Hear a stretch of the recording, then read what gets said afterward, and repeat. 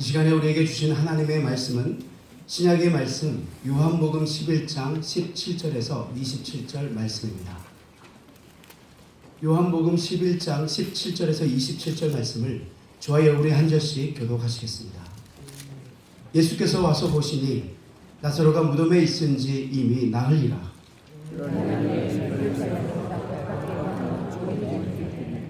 많은 유대인이 마르다와 마리아에게 그 오라비의 일로 위문하러 왔더니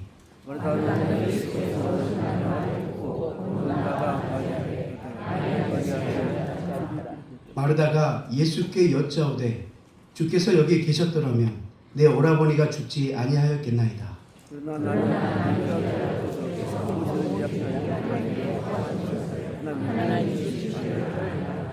예수께서 이르시되 내 오라비가 다시 살아나리라.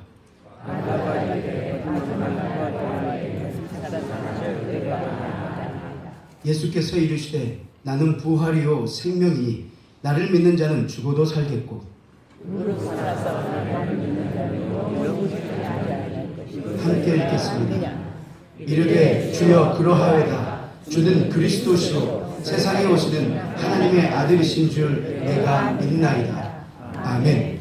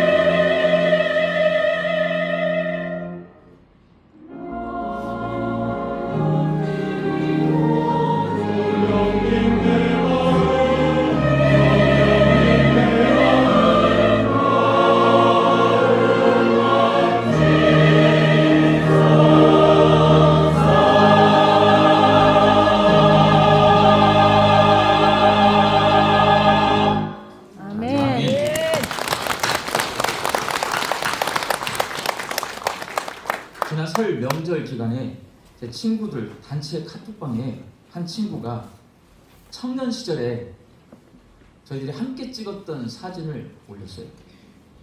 오랜만에 옛날 사진 보니까 좋더라고요. 추억에 잠기고. 그러면서 그 친구가 모두에게 과거를 추억할 만한 사진을 올려달라고 그렇게 글을 올렸는데, 다른 한 친구가 이런 댓글을 남겼어요. 다시 젊어지려고 하면 싫어. 그냥 늙는 게 좋아. 추억으로 충분. 저 동의하거든요. 저를 포함한 모든 친구가 다시 젊은 날로 돌아가기 싫다는데 동의했는지 아무도 사진을 안 올리더라고요. 저희 친구들이 서로 자세하게 어떤 인생을 살았는지 이야기하지는 않았습니다. 근데 여러분들이 생각하는 것보다 저희 친구들하고 저희와 관계는 굉장히 친밀해요. 서로 함께 자고 함께 한 그런 게 되게 여러분들보다 훨씬 더 친밀하다고 생각해요. 왜냐면 걔네들 집에 가서 제가 많이 잤거든요. 걔네들도 우리 집에 와서 자고. 그렇지만 서로의 20, 30대를 어떻게 살았는지 서로 많이 얘기를 하지 않습니다. 돌아가기 싫다는 것은 다 동의를 해요. 여러분은 어떻습니까? 젊은 날로 다시 돌아가고 싶습니까? 이대로 늙고 싶습니까? 네. 뭐 1, 2, 3도 똑같은 반응이에요. 다시는 돌아가기 싫어. 인생살이가 쉽지 않기 때문에 과거로 다시 돌아가기를 원치 않는 분들이 많습니다. 그런 생각을 가지고 죽은 나사로가 살아나는 기적이 기록되어 있는 오늘 요한복음 9장 말씀을 읽잖아요. 제대로 읽으면 좀 생각이 깊어지셔야 됩니다. 오늘 보면 25절과 26절 말씀 함께 읽겠습니다. 예수께서 이르시되 나는 부활이요 생명이니 나를 믿는 자는 죽어도 살겠고 무릇 살아서 나를 믿는 자는 영원히 죽지 아니하리니 이것을 내가 믿느냐. 아멘. 예수님을 믿는 사람은 죽어도 다시 살아나고 죽지 않고 영원히 삽니다. 젊은 날로 돌아가는 것이 쉬운데 죽어도 다시 산대요, 여러분. 살아나면 죽지 않고 영원히 산대요. 깊이 생각해 볼 문제예요. 내가 젊은 날로 돌아가기 싫어. 근데 죽은데 다시 산다. 살아나면 안 죽고 계속 산다. 다시 살아나서 젊은 날의 고생을 또 해야 하고 죽지 않고 영원히 하게 된다면 다시 살아날 것을 여러분 원할 것 같아요? 거부할 것 같아요? 거부해요. 자, 봐봐요. 벌써 우리 권사님 저렇게 믿음이 좋은데 거부한대잖아. 그럼 어떻게 되냐? 이게 철학은 이렇게 갑니다. 철학은요, 이렇게 질문을 던져. 대답이 나왔어. 거부한대. 그러면 어떻게 하면 다시 살아나는가? 오늘 말씀에 써 있잖아요. 예수님을 믿으면 다시 살아나서 영원히 죽지 않는데. 자, 근데 예수님을 믿어야 돼요? 말아야 돼요? 믿어야 돼요. 안 믿어야지. 안 믿어야지. 믿어야 돼. 이게 철학이에요, 여러분. 철학은 논리를 가지고 말을 하기 때문에.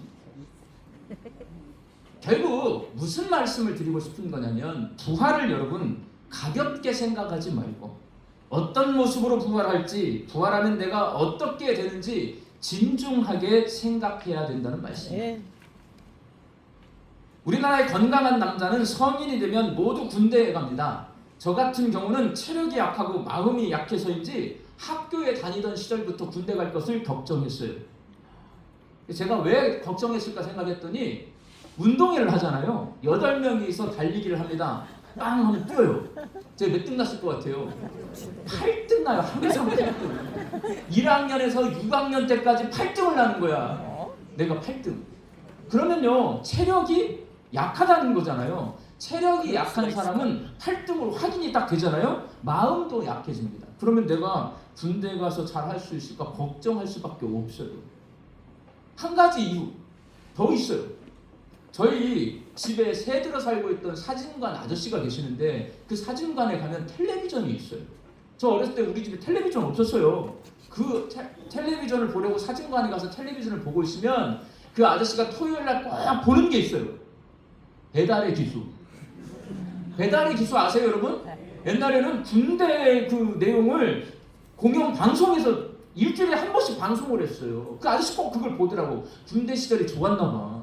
그럼 거기서 막 유격해, 막 하늘에서 떨어지고 구르고 막 강을 건너고 이런 걸 보고 있으면 8등 맨날 운동회하면 8등하는 내가 그걸 쳐다보고 있으면 군대 가고 싶겠어요? 안 가고 싶겠어요? 안 가고 싶어. 안 가고 싶지. 저는 초등학교 때부터 군대 갈 것을 걱정하고 살았어요. 제가 고등학생이 되었습니다. 1학년 시절 담임 선생님이 교련 선생님이셨어요. 저는 저희 반 출석부와 학급 일지를 정리하는 서기였습니다. 담임 선생님과 서기는 관계가 친해질 수밖에 없어요. 자주 만나니까. 군대 갈 일이 걱정이었던 저는 교련 수업을 받기 시작하면서 굉장히 더 걱정하게 됩니다. 우리 담임 선생님이요, 월남전 참정 용사여가지고 너무 빡세게 시켜 교련 수업을. 이렇게 한다고? 나 군대 가기 싫은데? 이런 마음이 들어요. 그래서 선생님께 자꾸 물었어요, 군대에 대해서. 그랬더니 선생님께서 저한테, 현준아, 태권도 단증은 꼭 따가지고 가거라. 그리고 운전면허증 따가지고 가면 기술 배워서 좋다. 운전면허증 꼭 따가지고 가거라. 말씀해 주셨어요. 저는 국어, 영어, 수학 학원에 다닌 적이 없습니다. 저는 학습에 관한 학원을 단 한 번도 다닌 적이 없어요. 주여.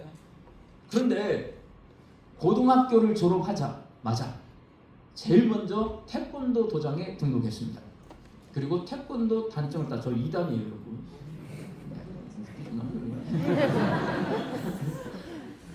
그리고 대학교 1학년 시절에 여름방학이 되자마자 운전면허증을 땄습니다.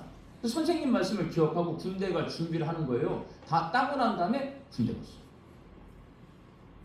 대한민국 남자는 모두 군대에 가야 됩니다. 가야 되기 때문에, 그걸 내가 알고 있기 때문에 미래에 일어날 일이지만 그것이 반드시 일어날 일이기 때문에 준비하는 거예요. 10년 이상을 고민하면서 살았어요. 마찬가지입니다. 부활을 내가 반드시 겪게 될 일로 믿는 사람은 부활에 대해서 깊이 생각하게 되고 미리 준비하게 됩니다. 아멘. 죽었다가 다시 살아나고 죽지 않고 계속해서 살아야 하기에 부활을 진중하게 생각할 수밖에 없어요. 누가? 부활을 믿는 사람. 아멘. 죽은 나사로를 살려주시는 기적이 기록되어 있는 오늘 본문 말씀인 요한복음 9장에서 예수님이 부활에 대해 말씀하십니다. 여러분이 부활을 믿잖아요. 그럼 이런 말씀을 보면 진중하게 보실 수밖에 없어요. 부활이 도대체 뭐야? 나 부활한다고 하는데, 나 부활할 건데 부활이 뭐야? 예수님이 직접 말씀해 주시거든요. 그러면 이런 말씀을 볼 땐 내가 곰곰이 바라보고 진지하게 생각할 수밖에 없습니다. 신약 성경에는 예수님께서 3명의 죽은 사람을 살려주신 이야기를 기록해 놓고 있습니다. 누가복음 7장에 나인성 과부의 죽은 아들 살려주신 이야기가 기록되어 있고, 누가복음 8장에 회당장 야이로의 죽은 딸을 살려주신 이야기가 기록되어 있습니다. 그리고 요한복음 9장, 오늘 죽은 나사로를 살려주신 이야기가 기록되어 있는데, 이렇게 3명 예수님이 죽은 사람을 살렸어요. 그러나 나인성 과부의 아들 야이로의 죽은 딸 살려주셨을 때는 그냥 살려주신 거예요. 근데 요한복음은 죽은 나사로를 살려주실 때에 예수님이 부활에 대해서 말씀하시는 내용을 아주 길게 써놨습니다. 예수님이 나사로의 동생인 마르다에게 오빠를 살려주시겠다고 말씀하십니다. 오늘 본문 23절 말씀 함께 읽겠습니다. 예수께서 이르시되 내 오라비가 다시 살아나리라. 그러자 마르다가 이렇게 대답합니다. 오늘 본문 24절 말씀 함께 읽겠습니다. 마르다가 이르되 마지막 날 부활 때에는 다시 살아날 줄을 내가 아나이다. 마르다는 마지막 날에 죽은 사람이 다시 살아난다는 미래적인 부활 신앙을 갖고 있습니다. 요한복음이요, 이 마르다의 대답을 써놓은 이유가 있어요, 여러분. 예수님 당시 부활이 없다라고 생각하는 사두개인들 있어요. 제사장 집단이 사두개파거든요. 이 사람들은 부활이 없다라고 생각을 했어요. 이 사람들을 제외하고 바리새인을 포함한 대다수의 유대인은 하나님께서 메시아를 보내시면 메시아가 이 땅에 올 건데 그때 종말이 임하게 되고 죽은 의로운 사람들, 그러니까 하나님을 믿는 사람들, 택함 받은 백성들, 유대인을 말하는 거예요. 율법을 잘 지키며 살던 그 유대인들이 죽은 자 가운데서 다시 살아난다는 부활 신앙을 가지고 있습니다. 이 특징이 뭐냐? 언제 살아나요? 미래에. 미래적 부활 신앙을 갖고 있는 거예요. 그거를 요한복음 지금 마르다의 대답을 통해서 써놓고 있는 겁니다. 그러나 예수님께서 마르다와 유대인들이 믿고 있는 이 미래적 부활 말고 다른 부활 신앙에 대해서 말하는 거예요. 그것이 뭐냐면 예수님이 가르쳐 주시는 다른 부활. 내가 부활이고 생명이다. 이게 간단한 말이지만요. 이게 요한복음을 통해서 우리에게 부활이 무엇인지를 가르쳐주는 예수님의 말씀인 거예요. 내가 부활이고 내가 생명이다. 이 말씀이 지금까지 유대인들이 알고 있던 미래의 메시아가 올 때, 종말이 임할 때에 다시 죽은 자가 일어난다는 그 미래적 부활 신앙 말고 다른 신앙을 가르쳐 주십니다. 다른 부활. 그렇다면 여러분 생각해 보셔야 합니다. 예수님이 마르다에게 가르쳐 주신 그 당시 사람들이 알고 있는 미래적 부활, 우리의 부활이잖아요. 우리는 다 언제 부활한다고 생각해요? 예수님 재림하시는 날 미래에 부활할 거라고 생각해요. 우리가 똑같은 부활 신앙입니다. 그거 말고 예수님이 새로운 부활을 가르쳐 주시는데 그 부활은 과연 어떤 부활일까요? 예수님은 지금 경험할 수 있는 현재적 부활에 대해 말씀하세요. 오늘 보면 25절, 26절 말씀을 다시 읽겠습니다. 예수께서 이르시되 나는 부활이요 생명이니 나를 믿는 자는 죽어도 살겠고 무릇 살아서 나를 믿는 자는 영원히 죽지 아니하리니 이것을 우리가 믿느니라. 아멘.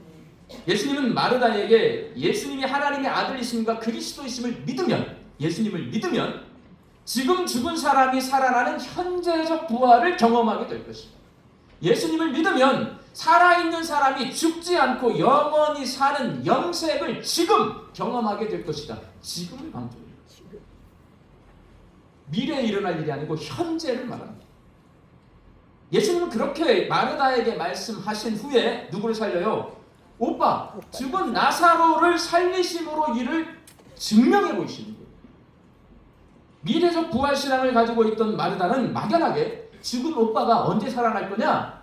메시아가 오시는 먼 훗날에, 종말의 때에 우리 죽은 오빠도 살아나게 될 것이다 라는 신앙을 가지고 있었어요. 그런데 지금 언제 살아나는 거예요? 지금 살아나는 거예요. 자기 눈앞에서 죽은 오빠가 살아나는 걸 봅니다, 여러분. 그래서 마르다는 나는 부활이다. 나를 믿는 자는 죽어도 산다라는 예수님의 말씀의 의미를 깨닫게 됩니다. 그는 부활이 예수님을 통해 일어나게 되는 사건이라는 것을 알게 되는 거예요. 네. 먼 훗날에 나도 모르는 막연한 때 어렴풋이 알고 있는 부활이 아니라 예수님이 부활을 일으키시는 거예요. 아멘. 예수님이 사람의 죽음과 생명을 주관하는 하나님이십니까?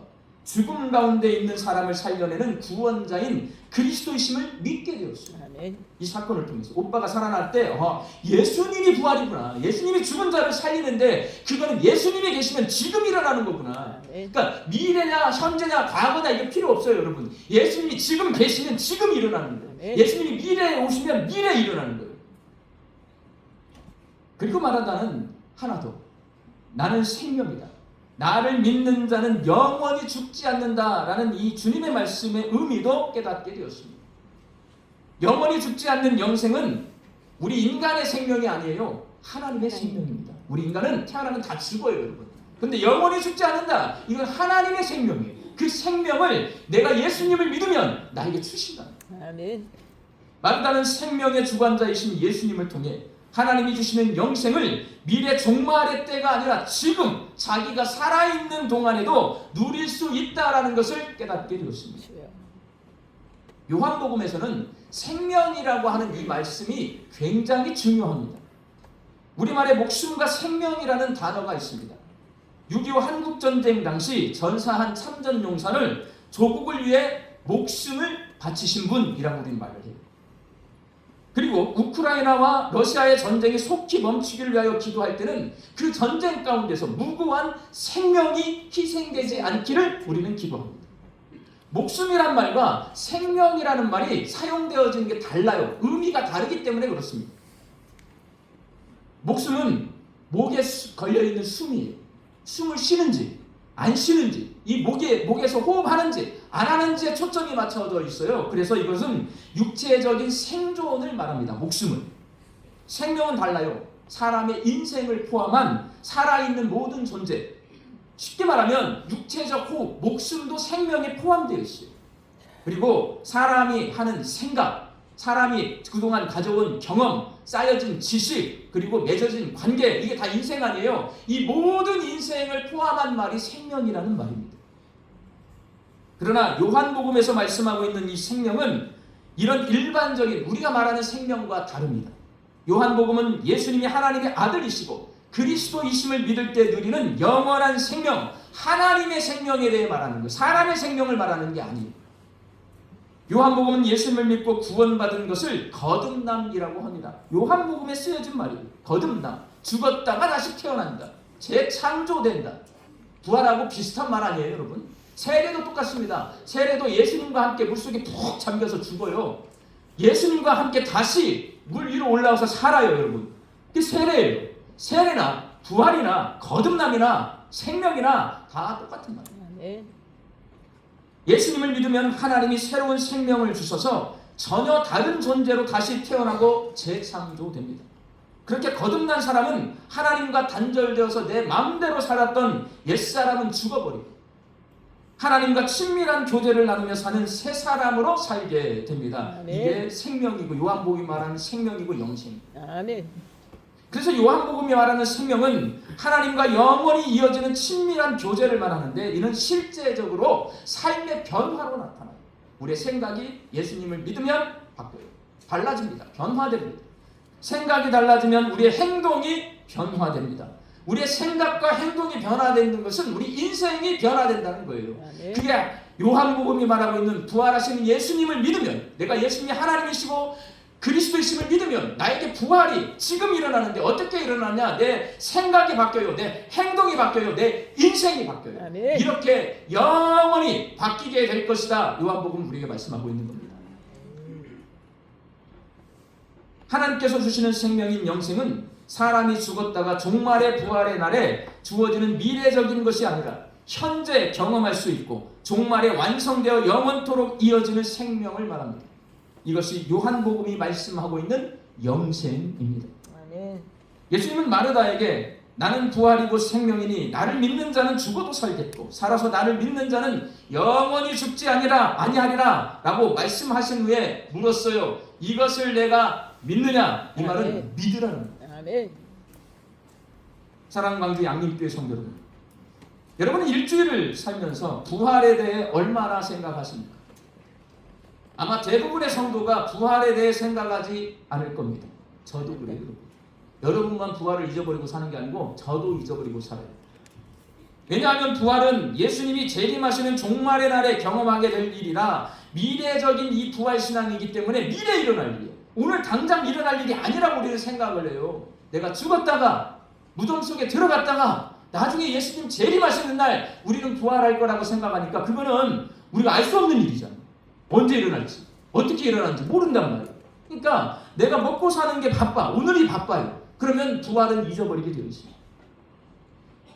부활을 예수님이 재림하실 미래에 경험하게 될 일로만 생각하면 부활에 대한 관심은 적어질 수밖에 없습니다. 관심이 적어지면 부활이 무엇인지 알지 못하게 되고 결국 부활을 잊어버리게 됩니다. 저와 여러분의 현실 아닙니까? 부활은 언제만 생각하냐면 부활절 날만 생각해요. 이렇게 부활을 잊고 사는 성도와 부활에 대해 잘 모르는 성도를 여러분 죄송하지만 뭐라고 부르냐? 맹신도라고 부르는 거예요. 맹신도.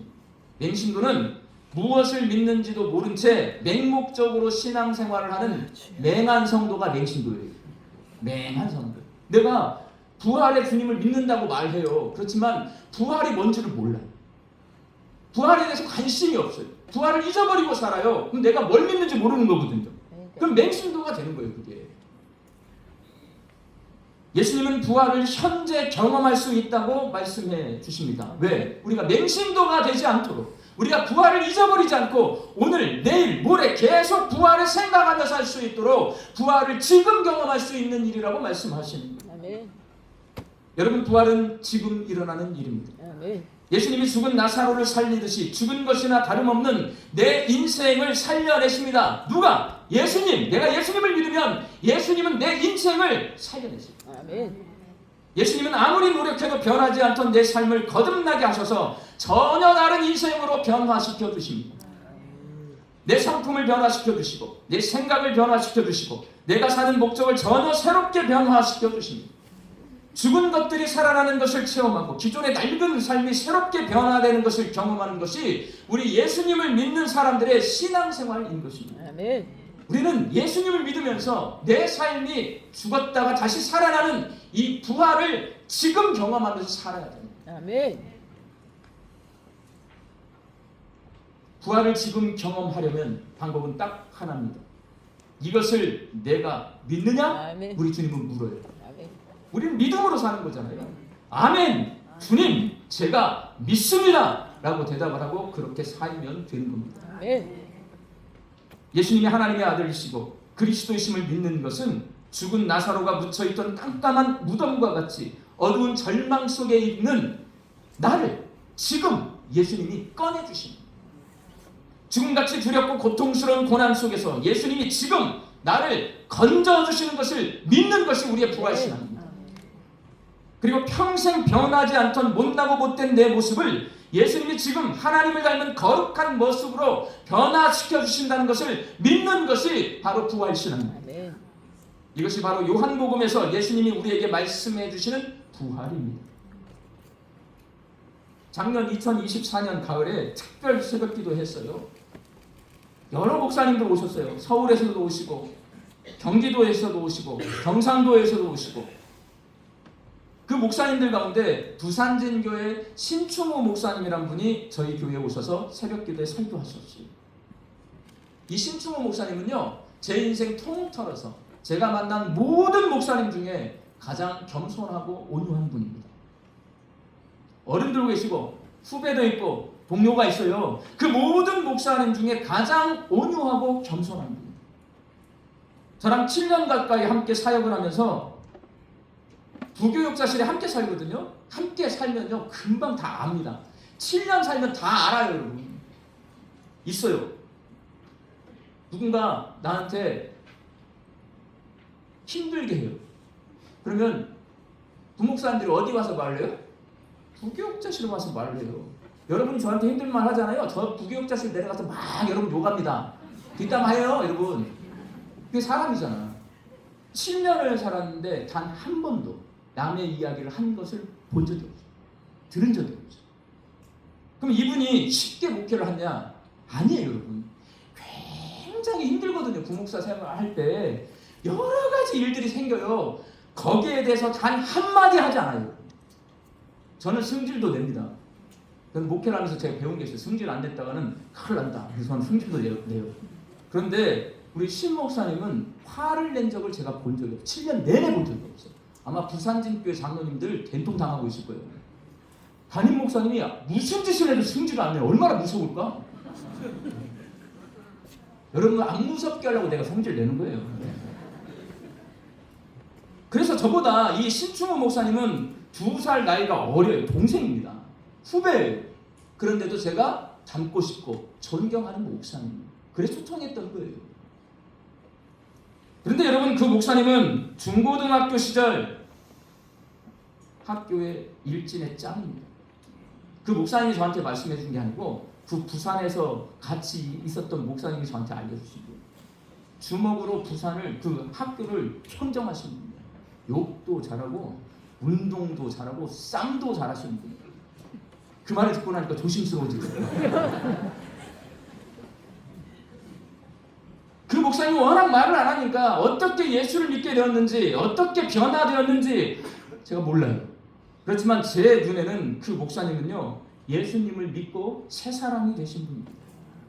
그 목사님은 지금 부활을 경험하시는 목사님이고요. 지금 영생을 살아내고 있는 목사님이에요. 완전히 달라졌어요, 여러분. 이게 부활이에요. 아멘. 여러분 예수님이 하나님의 아들이시고 그리스도이심을 믿으시기 바랍니다.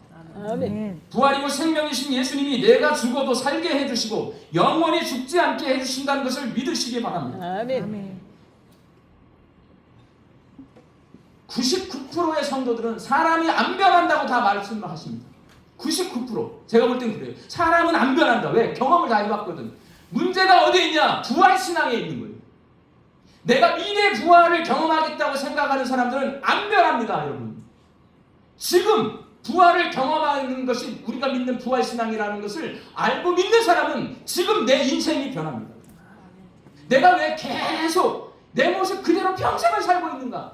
내가 싫은 이 모습을 그대로 살고 있는가? 부활 신앙이 미래적 신앙이기 때문에 그래요. 현재적 부활로 바꾸어야 돼. 왜? 예수님이 현재적 부활 신앙을 가지라고 우리에게 명령하시기 때문에. 아멘. 내가 왜 계속 고난 속에 살고 있는가? 부활 신앙이 없기 때문에. 우리 주님은 무덤과 같은 내 인생을 꺼내주시는 분이시다. 그게 부활이다. 믿는 사람은 거기서 건짐을 받습니다. 아멘. 우리 주님은 이 고통 속에서 나를 건져주시는 분이시다. 여러분, 고통에서 건짐받게 됩니다. 내 못된 성품, 내 못된 행동, 이거 왜 이렇게 습관적으로 내가 이걸 못 고치는 거야? 여러분, 부활신앙이 고칠 수 있습니다. 우리 주님이 이 못된 행동과 못된 성품을 고쳐주신다, 바꿔주신다. 내 성품과 내 모든 것들은, 내 인생은 예수님의 부활을 믿을 때 내가 변하게 된다. 믿으시면 변화됩니다. 우리 양림교회 제가 온 후에 세가족으로 등록하셔서 신앙생활을 하시는 분 중에 180도 달라지신 분들이 있단 말이에요. 기존의 성도님들은 왜 안 달라지는가? 달라지기 싫어.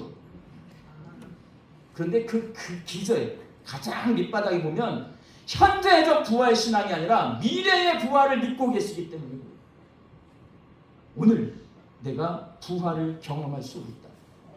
현재적 부활 신앙을 가지시기를 바랍니다. 아멘. 예수님을 믿어서 죽은 인생이 다시 살아나고 삶의 변화를 지금 경험하며 사는 우리 광주 양림교회 성도들이 되시기를 주님의 이름으로 축원합니다.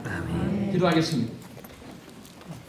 그리스도이신 예수님이 무덤 속에서, 컴컴한 어둠 속에서 나를 꺼내주시고 하나님의 아들이신 예수님이 연약하고 허물 많은 옛사람의 모습을 성령의 열매를 맺어 예수님의 성품을 닮은 거룩한 새 사람으로 변화시켜 주실 줄로 믿습니다. 내가 예수님을 믿고 거듭날 수 있도록 예수님께서 십자가에서 죽으셨고 부활하셨고 승천하셨음을 믿고 지금 부활을 경험케 하여 주옵소서. 예수님의 이름으로 기도하옵나이다. 아멘.